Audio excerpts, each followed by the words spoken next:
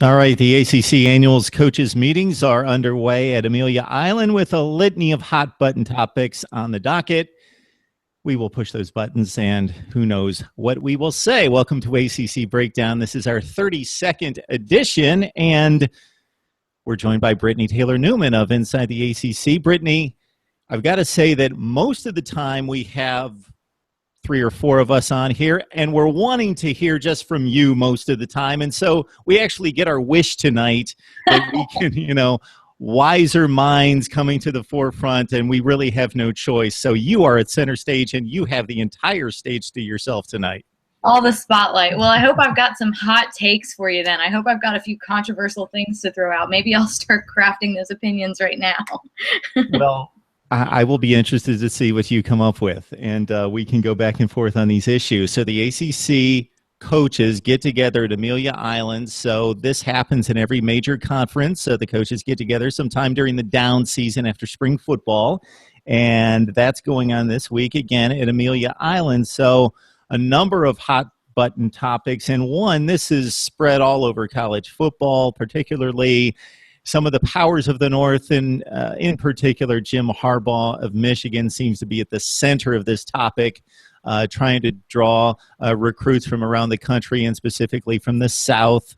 And the satellite camp issue comes to the forefront here with the ACC meetings. Your thoughts about where that stands, what you've heard, and if you have any particular thoughts, and I think I know that answer.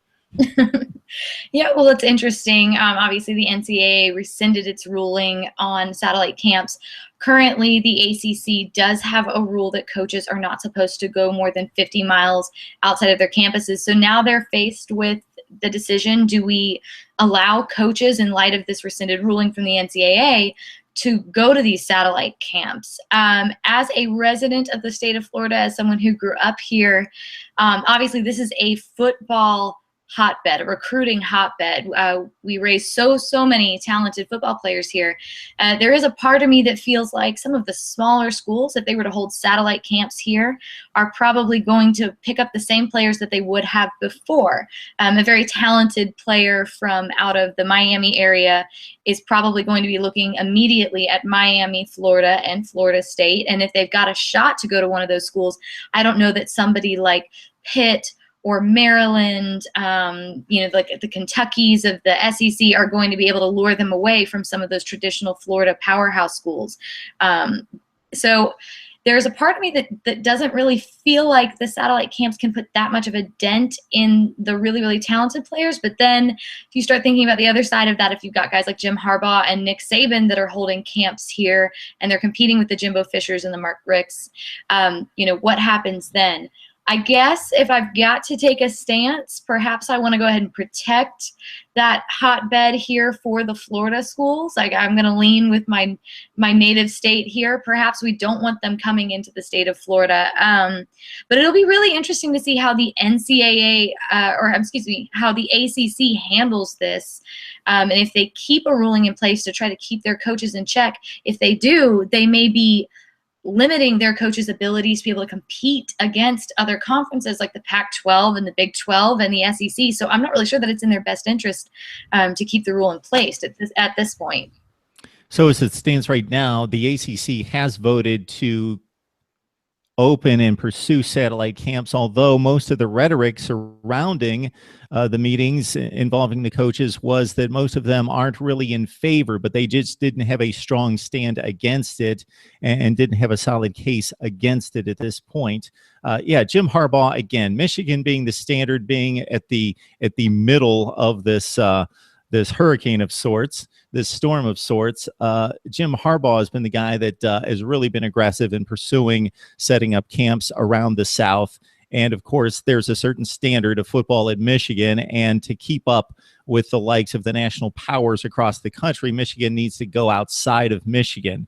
We talked about it before we started the show, that if you look at the recruiting rankings, if you look at the top players coming out of the hotbeds, and Florida being one of the primary, if not the primary place around the country to draw the top talent across college football. Ohio State's been the one school in the North that has consistently gone to Florida and drawn out some of the best players. Michigan, Notre Dame are expected to, but have not been as successful. Now with Jim Harbaugh on campus, Michigan's expected to even compete at that level. To note a few satellite camps that have been established and will be taking place this summer. There's one at Old Dominion. There's one at Norfolk, Virginia. So Virginia Tech, Virginia, and Syracuse have been the three schools that I saw that were listed as aggressively pursuing that this year. You would think, again, BC, Syracuse, Pitt would be the schools that have been targeted as being the ones that would most benefit from coming down south. I, like you, can't imagine that the upper echelon players would leave Florida. They love it there. They're used to the warm weather. The powerhouses are right there in their backyard. Mom wants to be able to come to the games and see them. All those things are working in their favor. Still, Ohio State, for some reason, has been able to do it for a number of reasons. Big-time coach, big-time program. So they've been the exception. Notre Dame, Michigan, to a lesser extent. So the battle will rage, and for right now, the satellite camps are allowed because the earlier ruling was rescinded. Okay, the ACC does not have a television network right now, Brittnee. Of course, we know the success of the SEC being the gold standard in regards to television networks, partnering with ESPN a couple years ago, and I can tell you that venture has been extremely successful.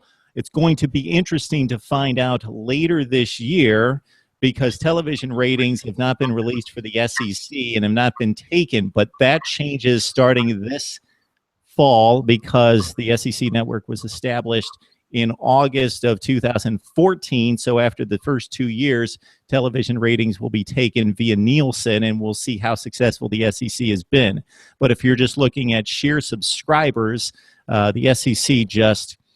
Let's consider ESPNU. It's been highly successful, but when it launched, it had about 15 or 16 million subscribers. The SEC started with 80 or 85 million. That's how successful the SEC was coming out of the gate. The Pac-12, I believe, based on everything I know, has struggled. The Big Ten has been successful, maybe not to the extent of the SEC based on the partnership with ESPN, but the Big Ten has been successful, and it almost seems that if you want to stay in that game, if you want to stay up with the SEC and the Big Ten in particular, and those two conferences kind of rule athletics and particularly football, that you've got to establish a television network. So based on everything I hear coming out of those meetings, athletic directors around the conference very antsy to get something in place to get a television contract, to get a television network put together. Yeah, and who can blame them? You know, especially when you're looking at some of the larger schools, you're looking at the ADs, you know, at schools like Florida State and Clemson, who realize how much revenue they're missing out on currently by staying in the ACC without a network. I don't know that the ACC is ready for that yet, as much as the ADs, I think, would like for the conference to be ready. For everything that I've been able to hear so far at the meetings this year, the goal is just to establish a few more benchmarks of what they would need to be able to get a network launched, what their requirements and expectations would be when they get one. It doesn't sound like they're going to be voting on anything at this point or talking about specifics. So I think it's still a ways out for them. So it'll be really interesting, I think, to see and hear what sort of specific things come out if they start naming a year that they would like to have a network launched. Because I do think that if they don't start getting a little bit more specific and nailing down some plans and some goals for it, you do have some ADs and some schools that may begin, you know, making some threats about walking to other conferences, because it's a lot of revenue that they're missing out on at this point. The interesting dichotomy here is that football is the first thing that comes to mind, and rightfully so. It drives the eyeballs, therefore it drives the ratings and the money. From a programming standpoint, though, football is only played from September to early December, and there's only one game per university per week, so there's a limited amount of programming. It's actually the non-revenue sports who make up the breadth of the programming schedule, because baseball plays 60 games and basketball plays 30 or 35 games, and you can go on down the line, softball and other sports. They actually contain most of the programming while football drives the money. So you have to look at the strength of those sports, because for any of these leagues, they still want most of their prime games to be played on ABC, CBS, ESPN, because that's where most of the eyeballs are. So even the SEC plays its lesser games on the SEC network, and the bigger games are still played on CBS first, and then ESPN to a lesser extent.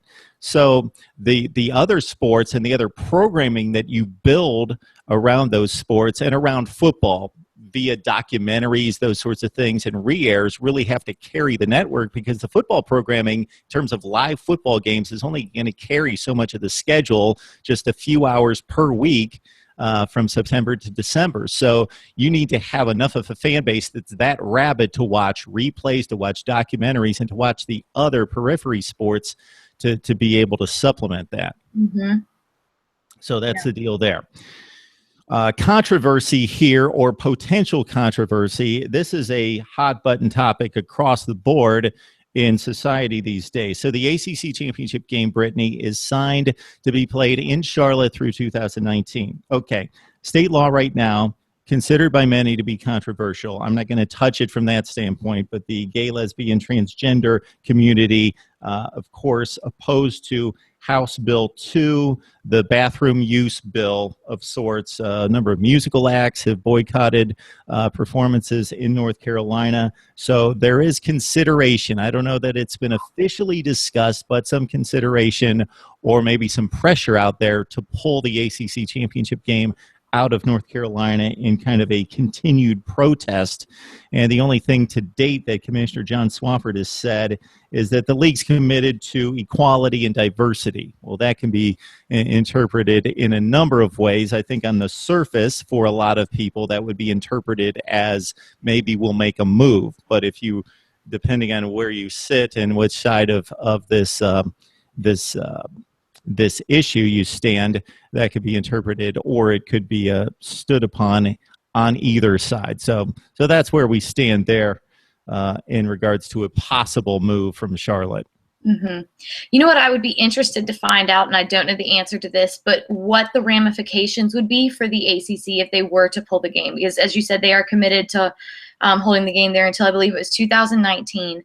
And that is a lot of money for that stadium. And it's, you know, a lot of secured money for the schools that play in it. Now, presumably you might be able to move that to a different location and still secure the same amount of revenue for the schools that are involved. But I'd be interested to know if there would be consequences for the conference, if there would be legal actions against the conference for yanking the game from the stadium.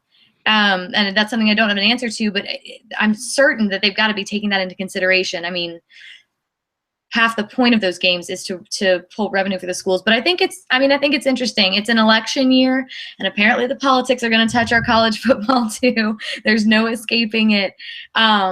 It's been, I think, surprising perhaps to see as many musicians take a stand against it as have, simply because as I just kind of touched on, so much is at stake financially. You really have to be committed to a principle when you're willing to pull out of something like that.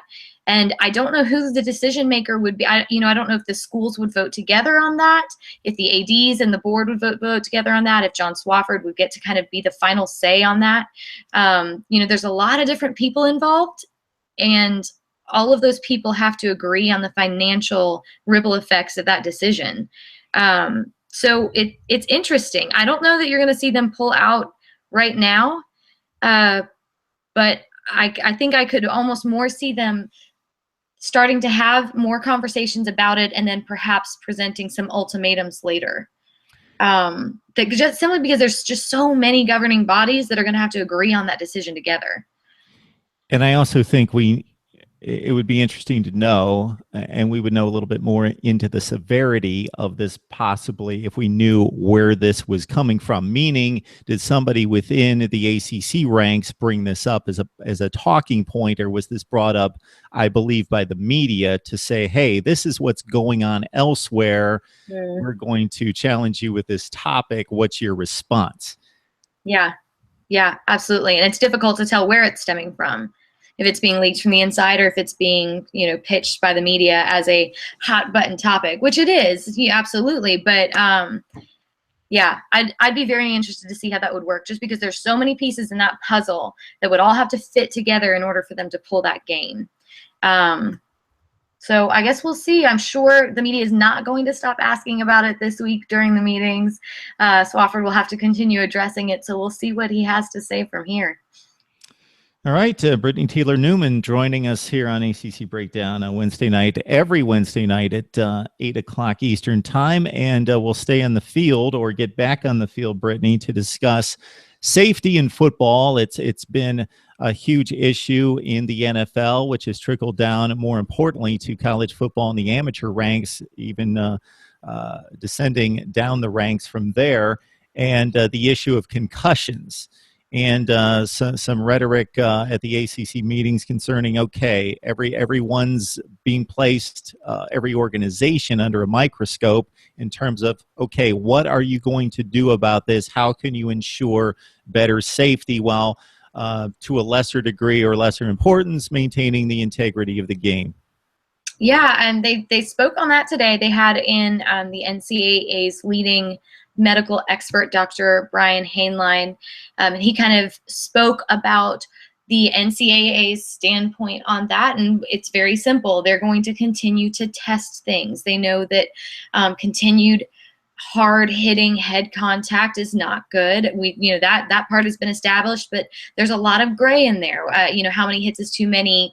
What sort of safety equipment might be able to prevent the injuries that come from those kinds of hits? So he sort of testified on that, and then cautioned them. He didn't minimize the danger of concussions, but he just said, what we don't want to happen here is for the fear to outpace the research. We need to be able to find things out. We don't have all the answers yet. And if the fear grows so much that it doesn't allow us to do the research that we need to do and find out things that we need to find out, we won't be able to solve the problem. It was interesting. Pat Narduzzi of Pitt stepped out afterwards, was speaking to reporters, and I think tried to kind of summarize some of what Dr. Hainline said, and ended up putting his foot in his mouth a little bit, made a couple of comments where he stated that the doctor, was attributing some of the fear of concussions to media hype, and then had to come back later and apologize and say, no, it's not what I was trying to say.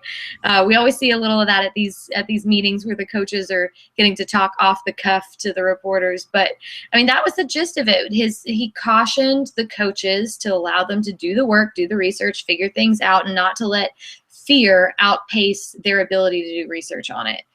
Definitely, as the last topic that we just discussed, a hot button issue, something that people are chatting about, but the reality of it is that they can only address the topic if they've got knowledge, and the knowledge is still being built. Brittnee, we're hitting the gamut tonight. So we've talked about satellite camps, which has been huge over the past several months. The issue involving possible play in Charlotte being pulled and what that's related to. Now concussions, now domestic abuse and battery involving backup running back at Florida State, Mario Pender. First, he was arrested, dismissed then from the team after he was charged with strangulation, domestic battery earlier this week. What do you know about this situation? He's been dismissed from the team, so this is obviously just another case of a young man out of control, making bad choices and making decisions that are not the best. Yeah, it's definitely a really, really unfortunate situation. I did look through the police report last night. This happened over the weekend, but Mario Pender, running back for Florida State, was arrested. There was a call made from a neighbor, a 911 call. The neighbor stated that she heard a woman screaming and saw a man pulling a woman into the house by her hair.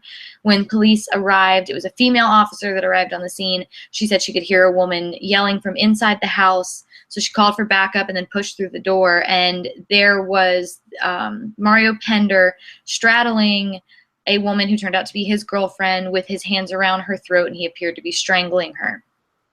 So the officer at gunpoint was able to get Pender to get up off of his girlfriend.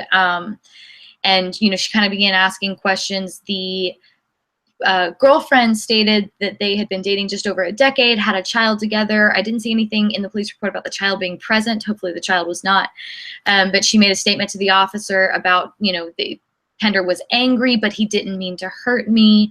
Relationships never end well, said something to that effect. She was bruised. She had a bruised eye and scratches on her chest and her neck. And Pender continually stated, we were just wrestling. We were just wrestling. And then even after he'd been placed in cuffs and they were walking towards the car, asked the officer, well, haven't you and your boyfriend ever wrestled before? I don't know if he was trying to downplay it. I mean, that's what one would assume. Or if he really in some place in his head felt that that was some sort of justification for what was going on. There's a report from Deadspin that he was refusing to get in the car at first until Jimbo Fisher arrived on the scene. There's no confirmation anywhere that Jimbo Fisher ever actually arrived, but at first it appears that maybe Pender was refusing to get in the car. The thing about this that I think bothers me the most, and we've talked about this on the show before, Pender had already been arrested in 2011 when he was still in high school by the Cape Coral Police Department for backhanding a woman in his car during an argument and demanding that she get out of the car and give him the keys. Now, the charges for that were dropped because the woman refused to testify against him. It's not clear. I was not able to find any confirmation. I kind of did some light digging around. If that woman from that incident was the same woman from this incident, she did state that they had been dating for a decade, so it's a possibility. But this particular athlete, who was heavily recruited by a lot of schools, very, very talented running back, would probably be starting ahead of Dalvin Cook had he not had so many injuries in his time at Florida State and some academic issues. But this particular athlete already had a history of domestic violence before he got to college. And for me, that always kind of brings me back to the question. I love the idea of an athlete who maybe hasn't grown up in a good neighborhood getting the opportunity to go to college, have accountability, good role models, and better themselves. I love that idea. The problem with that idea is that when you've got players like this and they don't use that opportunity to straighten their lives out, you end up with athletes that are on a national stage doing things like this. And it's particularly problematic, obviously, for Florida State because last year they had 2 players arrested in July for incidents with women. And then obviously the year before that, you had the issue with Jameis Winston.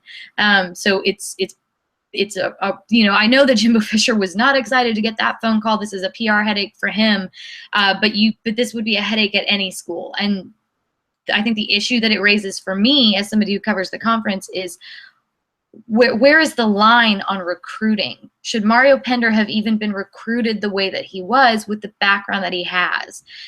Because this is obviously a repeated behavior. And he was easily dismissed from the team because the officer saw him strangling his girlfriend as soon as the officer walked in. There was no question. This was an easy decision for Jimbo Fisher and the staff at Florida State to make. But should this decision have been made in 2012? So I'm right there with you, Brittnee. I think you raise a great point. Nick Saban, as far as I'm concerned, has been the most vocal in recent years in regards to protecting players. And I don't mean that in a bad way. I mean publicly stating, hey, we have some kids who have gone down a wrong path, and we're going to give them another chance. We're going to give them all the help we possibly can. We are not going to, they're going to have to serve penalties, but we are going to give them second and I think at times third chances. I'm right there with you. Most of us can't relate to some of the upbringing and background that these kids have had to deal with. I would like to see them have to serve more of a penalty, a productive penalty before they get back on the football field. So I'm all for giving second chances, but not, okay, you're going to do this a little bit of time, miss a few games, and you're back on the field. No, we care for you as a person, but we also need to show you the right way and show you what's important in life. Therefore, you're reinstated to school. You're going to spend most of your time away from academics in counseling and in learning the right way to conduct yourself. And we'll get to football at some point when you've shown some remorse and shown some commitment to correcting your behavior. Mm-hmm. not a couple weeks later or a month or whatever, and then you're ready to go, and you've seen some counseling, and we're going to get you back on the field. No, to see some true determination and commitment to writing the path, and then proceeding with football at some point. And I just wanted to mention, I would love to see the statistics, because I think we get a bit skewed by social media and the 24/7 news cycle that's out there, because it seems like this is a bigger problem and becomes more and more of a bigger problem, and the incidents are more common. But I don't know if that's just because we know about all of them now versus several years ago. But it just seems to be a growing problem, and I, for one, don't have a great handle on what to do about it, because I do think I would like to live in a world where people are given second chances, but there has to be a firm commitment to repentance and getting better and righting yourself before you get on to, well, unfortunately, the main reason why most of these kids are showing up on campus, or many of them showing up on campus, is to play football, and why there's an interest in them as individuals. Mm-hmm. Yeah, I would agree with you there. I think that the reason that we hear more about it, I don't know if it's more common, but definitely the reason that we hear more about it when it does happen, I think, is because of, the advent of social media and how quickly stories can get out now. And, you're not able to keep things as discreet as you were able to do 15, 20 years ago. Whether it's more common, I don't know, but it's definitely, once it happens, there's no way to keep it quiet in this day and age. It is unfortunate, definitely our thoughts are absolutely with that young woman and the child that's involved. But yeah, at this particular juncture, Jimbo Fisher decided not touching it, not messing with it, and he was immediately dismissed. So we will see what his future holds for him. Well, Brittnee, it was certainly not one of the more lighthearted ACC breakdowns that we've conducted, talking about domestic abuse and battery and concussions and political issues off the field involving possibly the championship game, and on and on and on. But that's what we have. That's the world we live in, and it affects. Blame it on the off season. Yes, welcome to the off season. When are we playing football? Oh, it's still going to be another 4 months from now. Okay. Well, Brittnee, thank you so much for joining us, and bailing me out is what it basically came down to here, and providing some analysis on these very important, albeit not friendly or kind, topics to talk about, but at the same time, very important for us to address this stuff. Yeah, and I'll be interested to hear what our viewers think about it. They should definitely, if you're watching, you should comment on the video below. Let us know what you think about these things. They were more serious, but they're definitely hot button issues, and I'm for one, I'm very curious what fans of the ACC think. All right. Yes, it's ACC Breakdown. We come your way every Wednesday night at 8 o'clock Eastern Time, and with the best bloggers in the conference and the one and only Brittnee Taylor Newman of Inside the ACC this week. All right, Brittnee, thank you so much. Thanks for having me, Mark.